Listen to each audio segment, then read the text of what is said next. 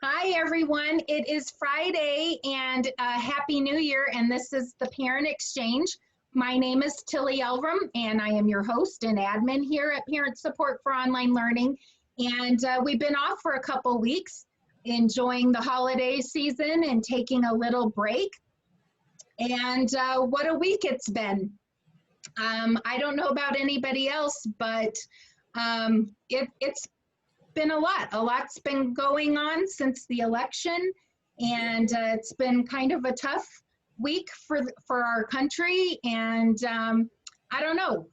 I think we brought some of 2020 back with us into 2021, and I don't like it. So we're going to start the year off on a really positive note with two really incredible parent advocates, two really strong women, and two women who really are passionate about education and supporting their communities. And I can't think of a better way to start off the new year here in this group and on the Parent Exchange. So today we have Keke, who lives in Aurora, Colorado, just up the road from me, which is wonderful. There's a lot of wonderful parent advocates here in Colorado. And then Toya Algarin is in Philadelphia. I spent many years in Pennsylvania, in the Northeast Pennsylvania sector. And it's nice to connect with somebody who's got Pennsylvania roots and doing good work there for students in Pennsylvania. They are both amazing advocates, and rather than me try to explain all the work that they do, I'm going to let them do that themselves. And so, Anne, we'll start with you. Tell us a little bit about your professional work, your advocacy work, and what you're doing here in Colorado to support families. Absolutely. Thank you so much, Tilly, for having me, and our great friend Toya as well. It is truly an honor. Like you said, what a great way to start the year. But, you know, on some levels, there are some stories that could be left for another day. My name is Keke. I live right here in Aurora, and I am a parent and I am a teacher. I am also an active community member. I really do believe in education. And that's the reason why I do the work that I am doing as advocate. It is important for me. Again, that's why I am doing that. In a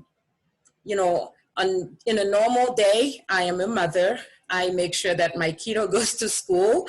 Right now, because of COVID, we have, at her school at least, we have the choice to choose remote or in person. And I'd rather her be remote. And since I am working remote as well in the organization where I am a teacher by profession. I do teach career technical education. So I am at the high school level. And then on my off time, what I like to do is go in a community and make sure that they understand what is going on in education. I am very, very involved in my community, especially those that have parents and those that are parents and those that have children, especially children in the district where I live. And I make sure that any information that I hear, I first of all double check the fact, and then I disseminate the information. So that's what I do on my off time. Thank you again for having me. Well, that's wonderful, and we're going to dig into more of that in a little bit. And Toya, tell us a little bit about all the work that you're doing in Philly. Okay, I'll tell you about the work, but the funniest thing about being here, first I want to say thank you, Tilly.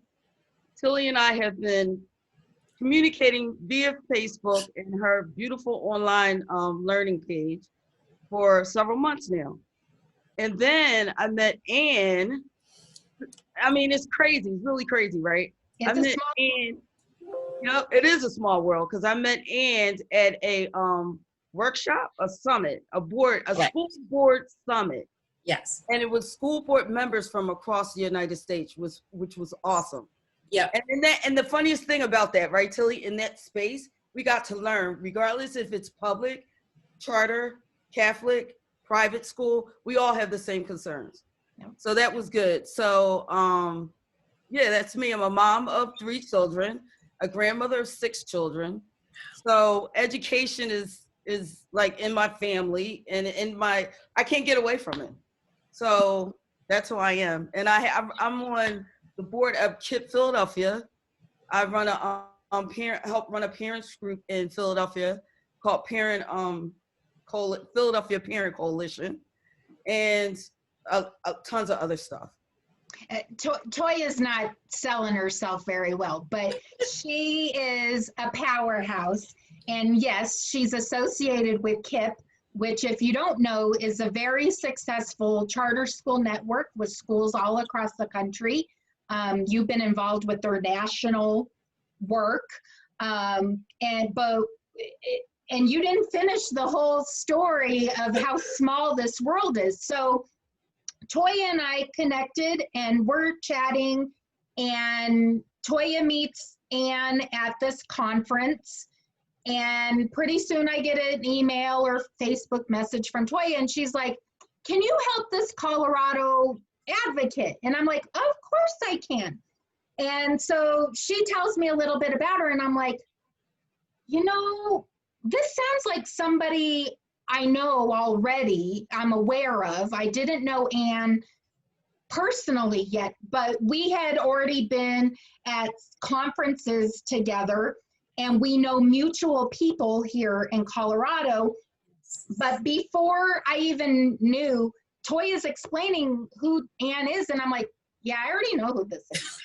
But that is how wonderful kind of the school choice, education reform community is in this country, is that 3 moms from different backgrounds, different parts of the country, different stories. Our children have different needs. Yeah. But we're all working towards the same goal.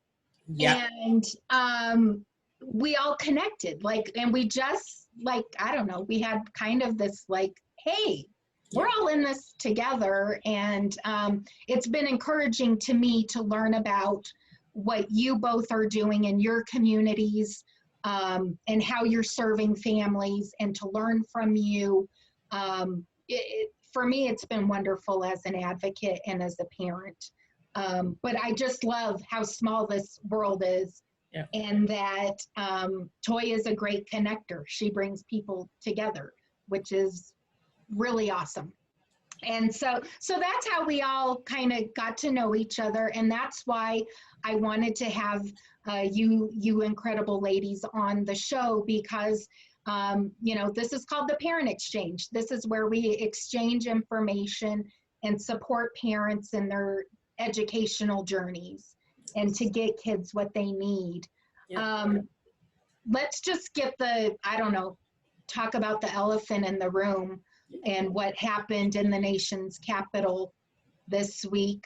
Anne, was that a big, you got real dark there, Anne. There you go, there's your light.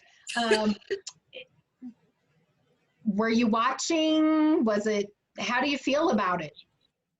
Oh, everybody was watching. So I turned on the news just because I happened to be on break, and I see this thing and my jaw just dropped. Yeah. I could not believe. Now I want to give a little bit background of myself. I am not from, I'm an immigrant. I come from Africa. So to me, at first, I thought, okay, this might be in a country in Europe, or this might be in a country in North Africa. But I look and I see the capital. I said, well, the capital, there's only one capital in the world, okay? DC is, so I look very well. I got taken back. Why am I saying that? This was ever familiar This is something that you see in foreign countries. Yeah.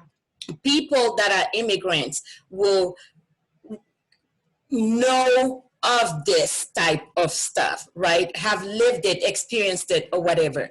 Talking about America, it was very, very, very surprising. Yeah. Yeah. And when I say that to people, they do understand. They do. You know, now they relate, because before you would talk about something like that and they all would say, oh, we can only imagine, right? We can, but now, you know, and this is only scale 1, right? Thank God there are mindful, thoughtful people to nip it where it's supposed to be nipped and stop it right away. Yeah. So I'm grateful for that. But still, when the country that everybody looks up to now is watched in disbelief and everybody shaking their head, my question is, where is the world going? Yeah. Yeah. And how did you talk about it with your kids? Did your kids see any of it? Did they ask you about it? What did you tell them? Of course. So as my jaw dropped, I'm like, oh my God. So my kid runs down, what's going on, Mom? And I say, look on TV. And she goes, oh, my friend was telling me that on my chat, right, on our chat at school. So I was kind of following a little bit on TikTok. And I said, okay, well, finish school and we'll talk about it. So after school, I said, what do you think?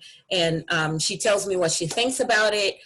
I had to bring her back to, you know, this is not what this country has been built on. I learned the history of this country. And I am proud of being called an American today. And I want you to be proud to be that. But I want you to also know this is not what it is supposed to be. There are still great people, and please hear me well. Never, ever, ever let change make you panic, because change is good for you. Because that's what it's all about. Some people are not able to process change, and they're very uncomfortable about that. So they have to react. So to me, it was a teaching moment on many levels. I have to bring the diversity issue. I had to bring unfortunately, the racial issue, right? The systemic and systematic racial issue that has been going on. But I needed also to find a way to close it beautifully and let her know, at the end of the day, we are human. And you always make the choice, and remember, as you make your bed, so you will lie on. So always make sure to make right decision. That's all I could tell my kiddo. Yeah, but hard discussions to have.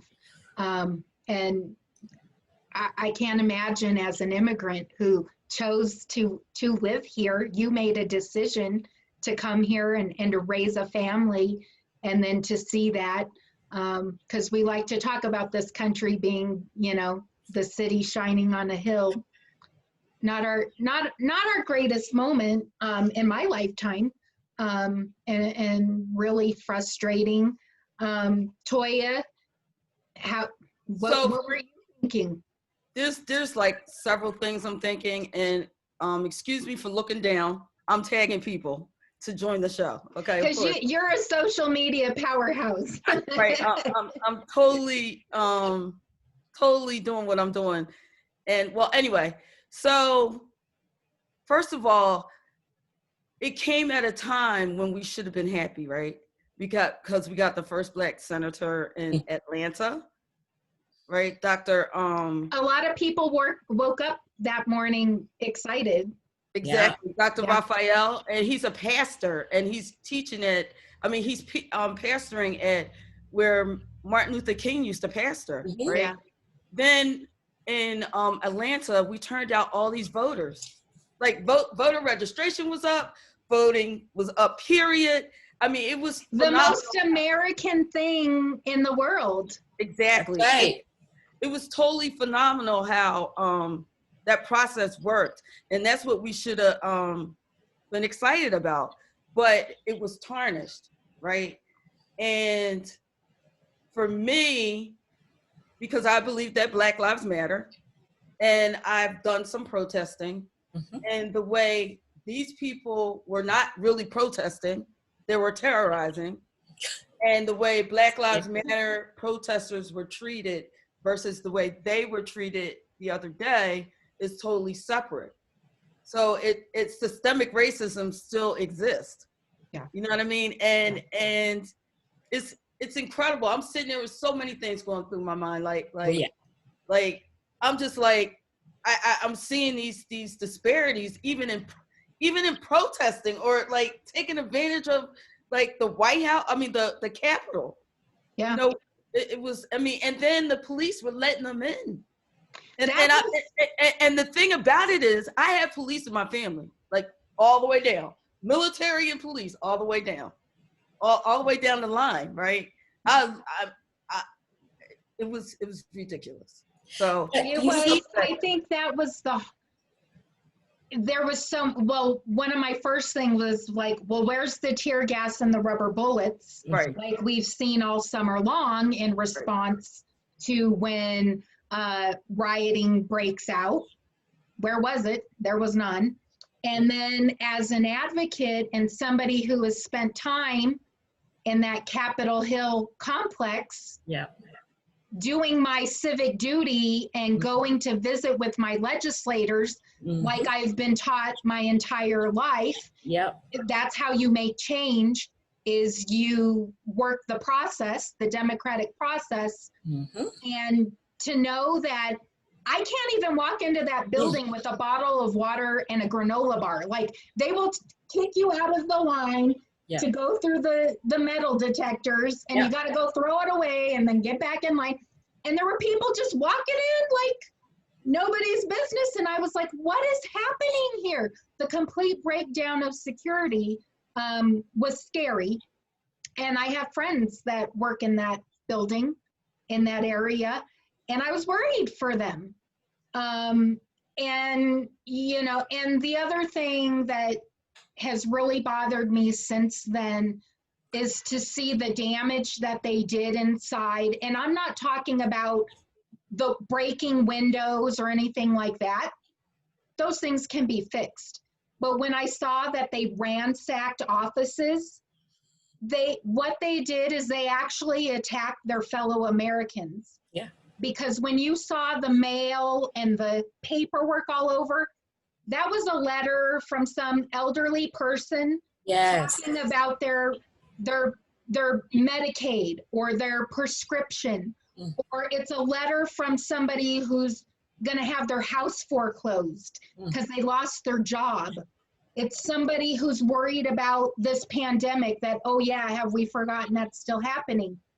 They actually hurt their fellow Americans, and they actually disrupted democracy and progress. That is not patriotic. And so I'm still kind of angry about it. And, you know, it really bothered me, because while they were doing that, I was actually working with a legislator on a piece of legislation and trying to help them craft a good piece of legislation for the people. That's how we do democracy in this country. And anyway, it just hit home to me why the work that we do as advocates to fight for education for students is so important, because we obviously have not done a good job at civics, at teaching history, at teaching how to be a good citizen, and about the democratic process. And so, I don't know, it made me angry, but it also made me know that we've got to work harder than we ever had, because our kids really need us too. And we need to educate the next generation to do better, to be better. And I just didn't want to, ignore the conversation, because it impacts our kids. They're watching. what's happening. Yeah. But you see, Tilly, for some of us immigrants, might look at it still with the light of hope. And I'm going to tell you why. Bring us back. At Give least us the hope. when it happened here, yes, people were surprised and they were running helter skelter. True. But once they put themselves together, they say, let's find these people, let's pinpoint them, and we're going to bring the law down to them. Yeah. But in some countries where some of us come from, they run free. They run the street free. It is okay to do that because a higher power might have sent them. You see, that still brings a light of hope to us that this country still has a leg in greatness. Yeah. That not all is going down the drain. No, all is not lost. And I'm glad you're bringing us back to the hope. And we're gonna rely on that and rest in that, and help us move forward. Let's get back to the real topic of education and advocacy. Toya, we'll talk about education during COVID in a minute, which is a whole conversation that we could spend many hours on. But what were the issues that were really important to you and the families that you work with prior to COVID? What were you working on? So I think I have to tell my story first. Yeah. Because my story It's a is good what one led too. me Yeah. into advocacy. So I'll start with my mother, and I'm not trying to go way, way, way, way back, but with my mom, she never graduated from high school. My mother's 91. She was born in 1929, and she saw the importance of education. She knew that education was going to be my way out for her children. So she always pushed me to go to school, and I did go. I went to all private schools, okay, and in those private schools, I probably was like very few of Black people that attended those schools. So I went to a Catholic grade school, Catholic high school, and a Catholic college. So with that being said, and that was instilled in me, I decided to instill that in my children because I could, I had no choice. So when I sent my kids to some of the same schools that I went to, that's first mistake. After 30 years, first mistake. Those schools, when my kids graduated from high school, they were lacking the basics. And that was in a private school, and at that point, I had a child who, my youngest, was going to the same schools. And I'm like, oh my God, what am I going to do? He's got to get out. And fortunately, that school closed. And that's when I found a charter school. I found KIPP Charter School. And then when he went there in 6th grade, he was on the 3rd grade reading level. And I'm like, here I am doing this all over again. And like, I'm spending money, but like, here I am. But just in 1 year, I could tell you the teacher's name. Just in 1 year, he was back to reading, grade level, which was fantastic. That's 3 years of growth. Yes. In 1 year. Yeah. Yes. It was phenomenal. And then he just kept exceeding and excelling and excelling. And then when it was time for him to go to college, I had no other choice, but I wanted to stay with KIPP. And the fact that KIPP had a Black male educator and somebody that could mentor my son, that's why I kept him there. That's Aaron Bass. I love him to death. So that's why I got into this, because I saw the disparities, and those disparities actually affected me. So now what I'm trying to do is make sure that other parents have the same opportunity that I had.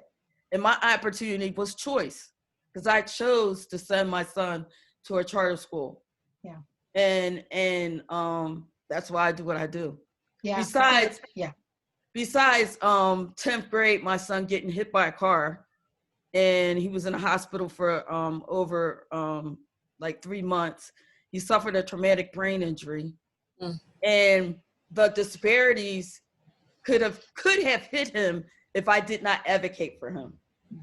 And I was blessed to have KIPP help me in that advocation process. Yeah. Okay, good. And then Anne, prior to COVID, I know what you were doing in your community, but tell us a little bit about your advocacy focus prior to COVID. You know, prior to having a kid here, I didn't know what education, K-12 education looked like. I didn't have a reason to. I was more focused on higher education because I myself was going through. I've always been an advocate. Even at higher education, I will always try to find a group that is making their voice resound, okay? Because to me, it is important. Belonging to a community is important. Having a kid, now the kid is going to school, just like Ms. Toya is saying, there's always that one parent, that one teacher that will open your eyes, either in a positive way or a negative way. Now, Toya's story is similar to mine, but a little bit different. Mine is, you know, as immigrants, we already come in with a complex. Oh, I have an accent. Oh, I can't, my English is not that strong. They talk too fast for me. And the list goes on, right? And those are very, very, very, very valid. Trust me. You know, you have to live in a body of an immigrant for one day to understand. And I think I need to turn on my light here. Turn your light on. There you go. Now we can see you. Yes. And, you know, so being in a community, like you were saying, when I started asking questions, I've always been a person who's not shy and not afraid to ask help. I need help. I don't care how you're going to treat me. I am going to come and ask for help. The only thing you can do is say, no, I cannot help you. And I keep moving my tail. So that's what I started doing. Asking, making friends, you know, things like that. I did not know I was doing advocate work at the time. I thought I was helping myself and my kid until I got into a community where now the leaders in the community saw the way I was not afraid, even with that accent, you know, and trust me, my accent was way much stronger than that. Okay, it gets refined as years go by, right? But they saw how I was not afraid to ask. I was not afraid to speak. And I'll be the first one to say, let me get the elephant out the room. Yes, you're right. I have an accent and it's beautiful. So let's get work going, right? They like that. And they're like, and we need your voice, and we need your help, and you're important to the community, and you gotta be the forefront, and you got to. That's when it really hit me. But one leader in the community called me and sat me down and said, I want you to be aware of one thing. Half of that one thing is, right now, you have a kid, but what you are doing is not just for your kid. The other half, you have an accent, but look at what you are making other people with the same accent or similar accent be able to do. Because they look at you as an anchor now. If she can do it, I guess I can too. So two halves that make one. That's where it hit home for me and say, now I can't stop, because it's no longer about my little one. It's about many, many other little ones that look like her, that are in the same cohort as her, that are in a, do you understand what I mean? So I started the work. Any and every time, you know, a leader in a community will come and say, well, we have this project and we think you might be the best person to explain it. You might be the best person to go through that meeting, that conference, and come and explain it to the rest of the community. I'm like, I'm up for it. I don't mind taking PTO. I don't mind, you know. Until this day, I still do it. But now even more so because I am an instructor. I am a teacher. So I see both angles of things now. And how much important advocacy work is. Yeah. Sierra Freeman is watching and she said, most parent advocacy starts with speaking up for your child, then speaking up for all children. And I think that's the definitely the story for the three of us and Yes.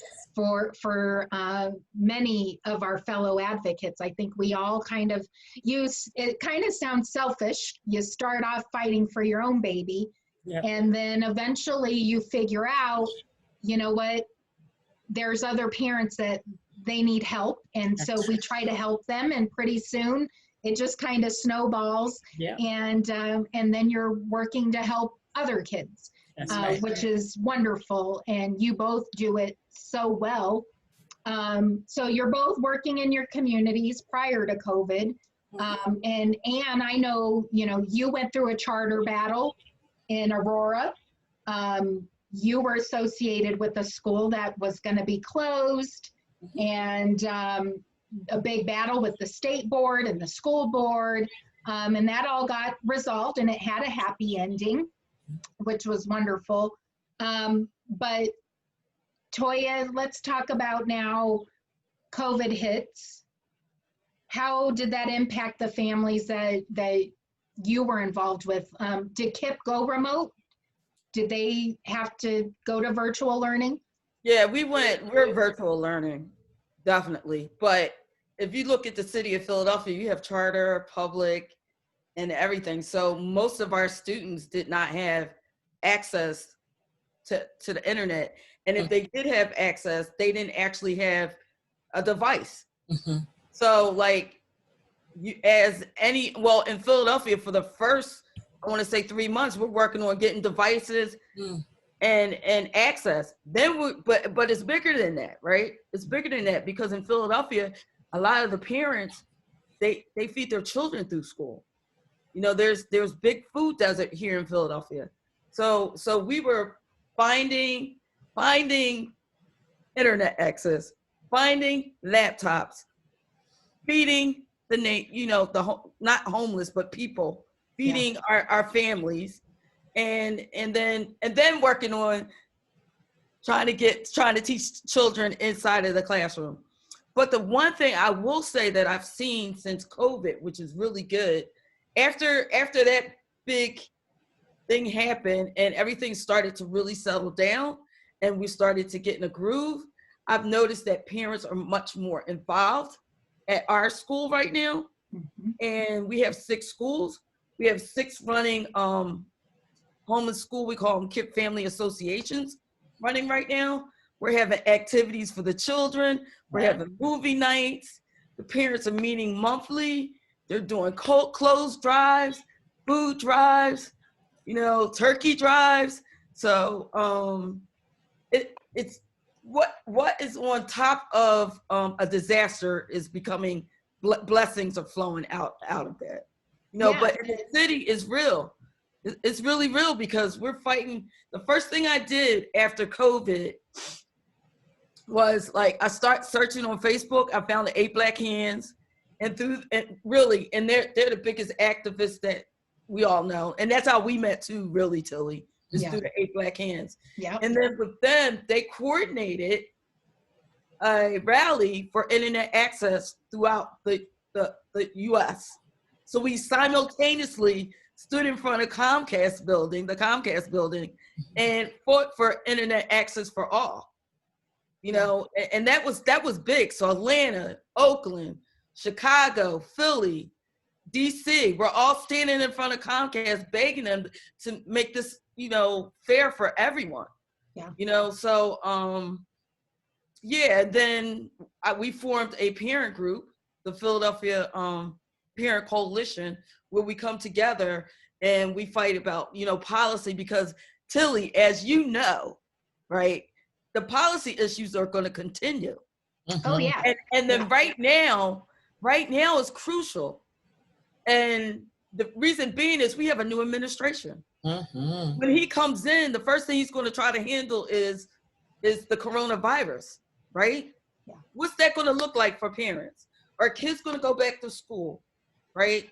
You got all these different sides out there, right? You got parents, teachers, charters, public district schools, unions, and everybody has an opinion. Yeah. And the funniest thing about this business and what's going on right now, people are definitely, it's a business and it's politics. It's not about the humans. It's not about what's best for the kids. What are how do kids feel? Yeah. What are the kids experiencing right now? Yeah. Kids, children. So yeah, they're going through a lot. Yes. And you're right. COVID brought out, as advocates, we have always understood the inequities in the system, the funding issues when it comes to education. Yeah. But all of that has been heightened because of COVID, because our schools have become, they've always been important, but they serve a lot of roles like you were talking about. They're community hubs, they're childcare and daycare in many ways. They are nutrition programs for our communities. And when we lost that, like overnight,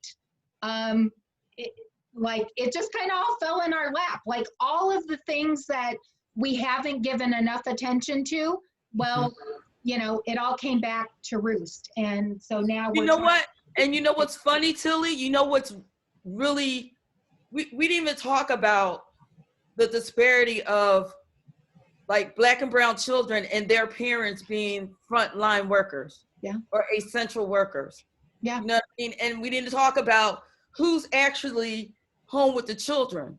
Yeah. And most of these kids, these children, they might be home in the morning with their older brother and sister. Their older brother and sister had to pick up a job now. Now where do they go? They go with their grandmother. When they get to the grandmother, who is me, and they have to do Google Classroom. What the heck is a Google Classroom and how do I get there? Yeah. I know where Pinterest is. I know where Facebook is. How do I make this work? You know what I mean? It's that kind of stuff, and then because I'm a frontline worker and I have a grandmom, or maybe I'm staying at home and now I got to send my kid back to school amongst other people who are you can't control that. It's like a study. You can't control that environment. So are my kids going into COVID? And then the other thing is a lot of districts out there are making decisions without parent input. Mm-hmm. Now, what is that? Yeah. That's called business as usual. Right. Exactly. Well, yeah. Unfortunately, right. But hopefully, like you said, there's been some blessings in all these challenges, and that is that parents are engaged in their kids' education in a way that they never have before at scale. Parents are getting a good look at, once we got over those initial hiccups, and some of them are continuing with the technology and the digital divide, but once they kind of sat down and they're seeing, how their teachers teach, the curriculum, they're really kind of getting a look at the curriculum and what their kids are actually doing during the school day. It's opening their eyes, and that's only a good thing. That's a wonderful thing. Are Aurora families feeling the same kinds of strain under COVID that's happening in Philly? Oh, absolutely. Absolutely. Our rural families are feeling the same thing. It's no different.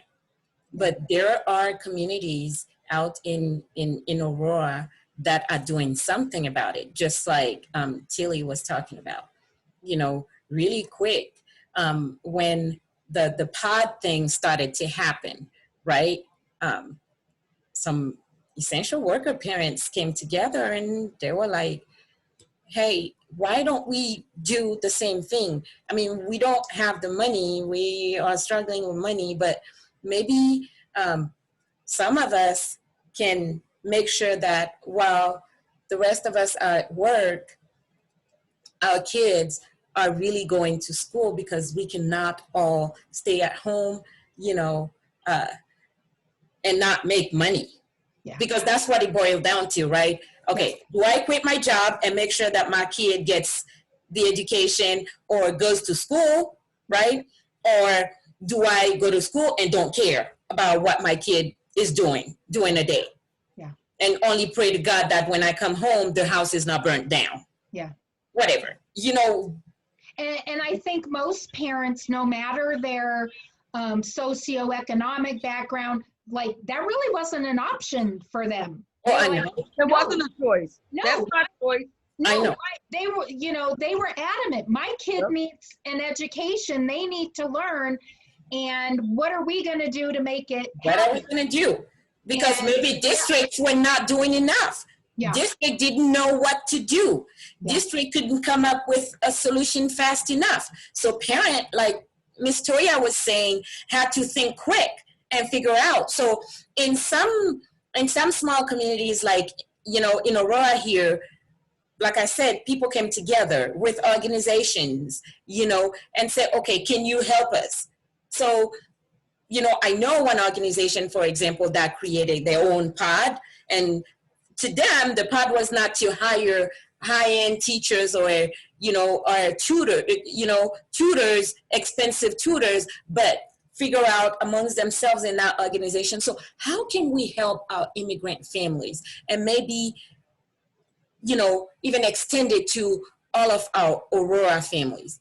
Let's look at those that really need the help, okay, that we know of, and we're gonna say, okay, does your kid have a good computer? Did the district give your kid a computer? If the district did not, we can find your kid a computer. Not only that, you know what? We know it's COVID, and we are clear to have some students, you know, by practicing distancing and all that COVID safety. But why don't you bring your kid here? We will be open from 6 to 6. Okay, with adults supervising them, and we'll make sure that your kid is sitting in front of that computer and learning something. We'll make sure that they utilize their break effectively and make sure that they also have food, like Toya was saying. We'll provide food. Don't worry about the food. So many things. And parents were so happy and grateful. Out of that, they didn't stop there. Out of that, they said, well, we are now noticing that those kids are behind. Oh my God, look at the achievement gap. How about we get our own people that are teaching, that are from the community and teaching, our teachers, our instructors, and see if they can come and volunteer and do tutoring for those children. How cool would that be? We all know we don't have money to pay them, but let's do it for our kids. It is for our kids. Let's show other people that we are all about our kids. Let's show other people that, you know what, it's not because we don't care. It's because we don't have the means. And if we can find the means, we will show that we care. And those communities are thriving. Now they're becoming examples for other communities. Because they did it, they jumped in the water. Hey, happen what happens, we got to try this. Yeah. What were you going to say, Toya? I'm just saying that's all good, but not everybody has that resource. I wish they did. I just know that Philly is so big that when that happened, like they created pods at our local recreation center. And then one person it was overcrowded. Somebody got COVID, they had to shut it down, all that. But in the city, little learning pods were popping up. I know of like 2 that were like fantastic. One of the guys, he got a $25,000 grant from the National Parents Union. Mm-hmm. You know what I mean? Which is good. But that's when parents need to exercise their agency and keep it moving. Like for instance, now, I'll talk about solutions now. I don't know if I'm going into the... Yeah, go ahead.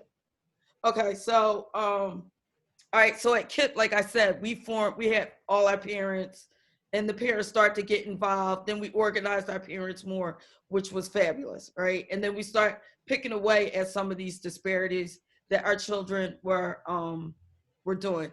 But like, and my suggestion to parents is to just get creative. So we're not once did we talk about like social and emotional issues with our children. not once, right? Yeah. I mean, right? So what I did, and my daughter, we did an after school program, and it was a mixture of art, and then it was a mixture of crochet. Mhm. And we had boys, we had girls, and every day on Wednesday, every week on Wednesday, we would meet after school. And when the kids were coming in, they would tell us, like, you know, we had a segment on how do you feel and how's things going. It's like one little girl said, I know who my friends really are now, because they're not calling me anymore.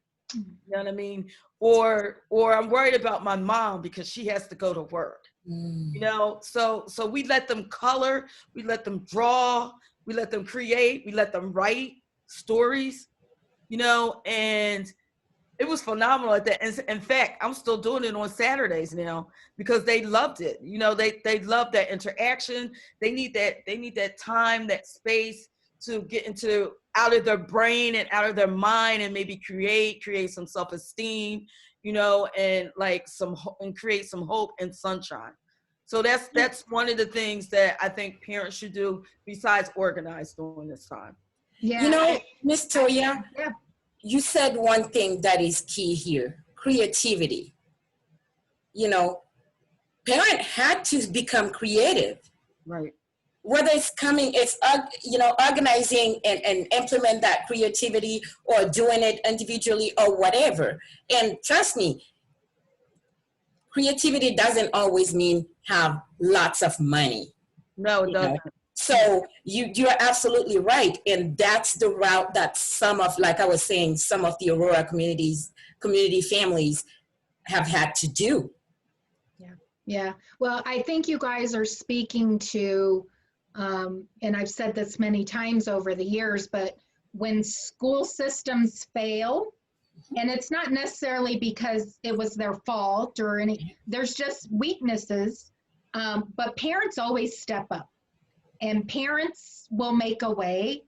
And I think you're speaking to how each individual community figures out what they need.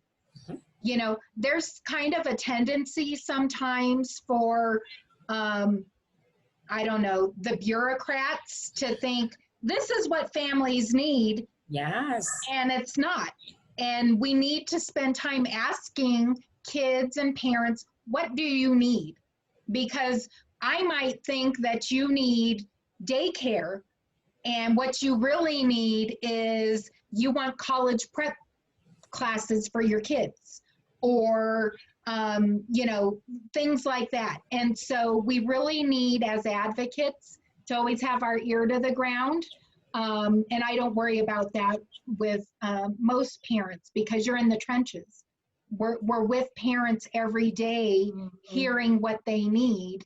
And that's why, you know, parent support for online learning, we knew families were going to need help through this crisis. We knew that there were going to be grandmas who didn't understand Chromebooks and Google Classroom and how to get onto Zoom and all of those things. We knew that there were going to be students that maybe didn't have that intrinsic motivation because they were used to sitting in a class and having a teacher saying, okay, now we're going to do this, and in 30 minutes we're going to do this, and then we're going to do this. And that's very different than what we're all experiencing now with remote learning and education during COVID. So I hope as advocates that we always keep in touch with the people that we're serving, and find out, ask them, what do you need? Not what I think you need, but what's going to help you, what's really going to help you, and that we will rally to support our fellow parents in this work, because it's difficult. And Amy Threewood is watching, and she said, you know, it's really difficult for families right now. Families are still being challenged with this COVID crisis. You know, people are still losing their jobs. Yes. The economy has not recovered.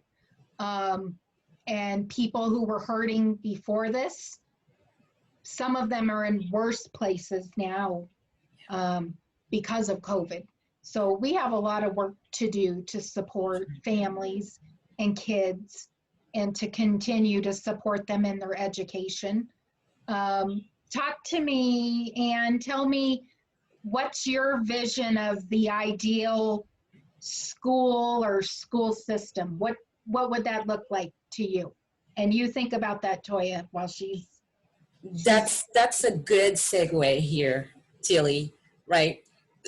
Just like you were saying earlier, parents having to come to the rescue, or having to step in and find solutions. That tells you that parents know what's good for their kids. That tells you that given the opportunity, they will make the right choice for their children. Being asked to be part of the decision making, being part to sit at the table and not being told what is going to happen will probably make things better, right? And that's why I like choice. Choice doesn't mean, oh, I am charter, charter, charter. No, choice means I really have the opportunity to look at my kid, think about my kid's need, and look at the different, options that are given to me and make a good decision and a good choice. That's what choice means to me. And what is my vision for 2021 is that parents and our high school students be much more involved in education, be much, much more involved because they know. COVID has proven to us that parents know. And given the opportunity, they will make the right choice. Or even given the resources and being guided, they will make the right choice for their kids and probably make education better. I want over here on all of that. Seriously, I want parents to know if they don't know and to remember if they have forgotten.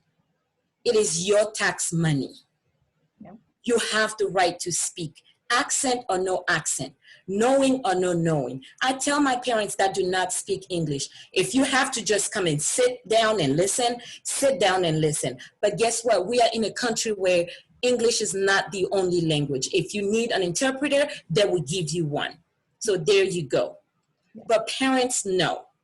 You just have to know your power and exercise it. And your power is you are the taxpayer. You can tell every education leader, every official leader what you would like to happen. Exercise your power. My vision for 2021 is that parents and students exercise their power in the educational system. Seriously. I love it. I love it. And I don't know. We need to make that into a t-shirt or something. Exercise your power. I like it. I like it.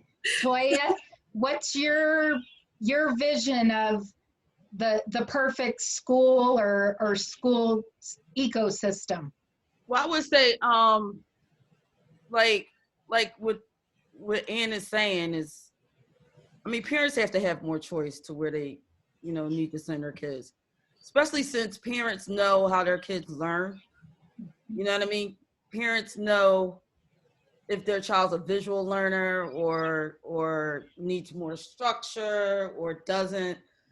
For me, I really love KIPP, and I'm not going to probably never not say that. But I also think that a freedom school would be great for my kids. A school that will liberate my kids.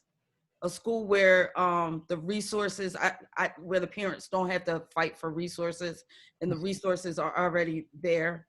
A school where kids learn equally about, say, America, for instance. They learn that where Black children are not only slaves, there was something before slavery, something that's just going to be liberating for my child to grow and prepare my child for the world and prepare my child for things that happen at the Capitol, so they'll know that, they're okay as a person. It's okay to be a Black person working in corporate America. And I'm just as brilliant as anyone else. So that's what I would look at. I think that's what we want for all of our children is And you know, I'll echo all of that.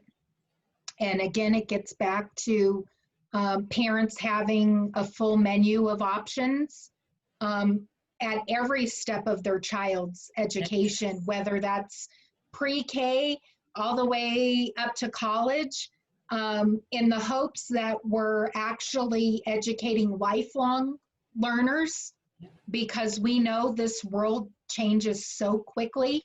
Right. If COVID taught us anything, life can change on the turn of a dime, and we have to adapt and we have to innovate, and our kids have Pivot. to, yeah, and our That famous word, pivot. pivot. We've done a lot of pivoting Yep. lately, but also at the core of it, to still give our kids the good foundation, the 3 R's, that our kids are competent and proficient readers and mathematicians, and understand debate and rhetoric and Critical thinkers. critical thinking, and all of those things that we want to, you know, every kid to be a good citizen and to go out into the world and not just make a buck, but make a difference for their community. And that's what we That's want. right. That's right. You know,